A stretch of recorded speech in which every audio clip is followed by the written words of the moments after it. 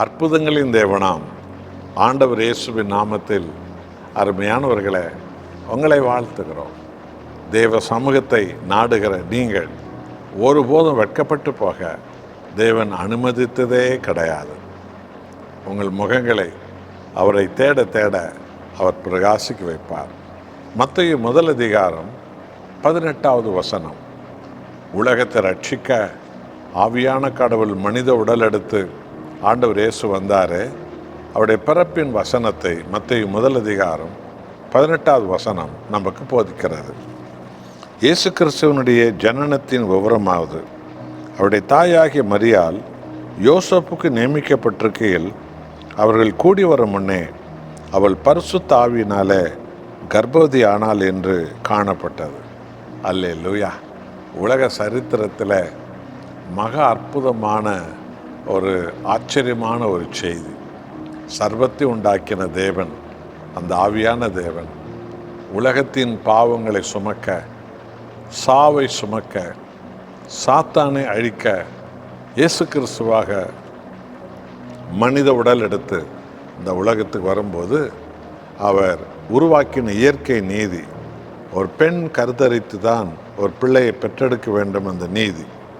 அந்த நீதி உருவாக்கின சர்வ வல்லவரும் அந்த நீதிக்கு தன்னை அவர் உட்படுத்தினார். ஆகவே இயேசுவின் தாய் மரியாள் யோசேப்புக்கு நியமிக்கப்பட்டிருக்கும் போது அவர்கள் திருமணம் இன்னும் நடக்கவே இல்லை.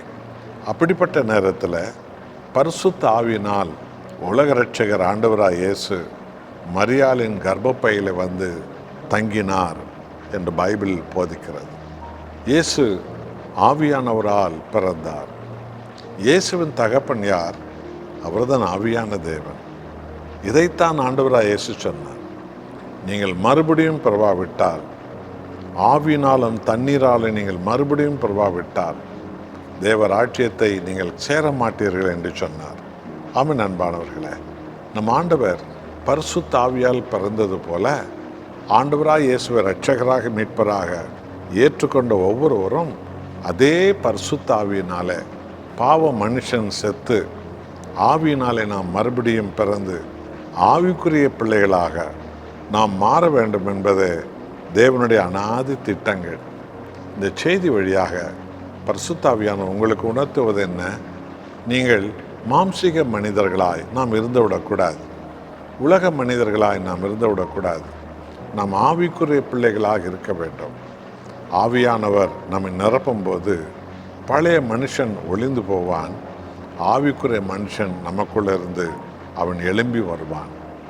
இதைத்தான் இந்த நாளில் ஆவியான தேவன் உங்களுக்கு நமக்கு சொல்லுகிறார். ஒப்பு கொடுப்போமா? ஆவியானவரால் நாம் மறுபடியும் பிறக்க நம்மை நாம் தாழ்த்துவோம். நாம் ஜெபம் செய்வோம்.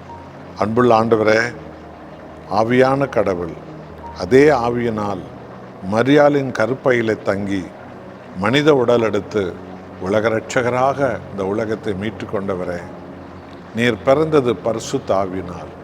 அதே போல உம்மை இரட்சகராக மீட்பராக ஏற்றுக்கொண்ட ஒவ்வொருவரும் அதே ஆவியானவரால் மறுபடியும் பிறக்க வேண்டும் என்று இன்றைக்கும் எங்களுக்கு நீ சொல்லுகிறீர்கள். உமக்கு கோடி ஸ்தோத்திரம் ஆண்டவரே. நாங்கள் ஆவியினால் பிறந்து ஆண்டவரே, இதோ நாங்கள் ஆவிக்குரிய மனிதர்களாய், ஆவிக்குரிய ஜனங்களாய், நாங்களோ உலகத்தை ஜெயித்தவர்களாக மாற எங்கள் எல்லோரையும் பரிசுத்த ஆவியானவர் தொடும்படி நாங்கள் தாழ்மையோடு வேண்டிக் கொள்ளுகிறோம். மகிமை உமக்கே. இயேசு கிறிஸ்துவின் நாமத்தில் பிதாவே, ஆமென்.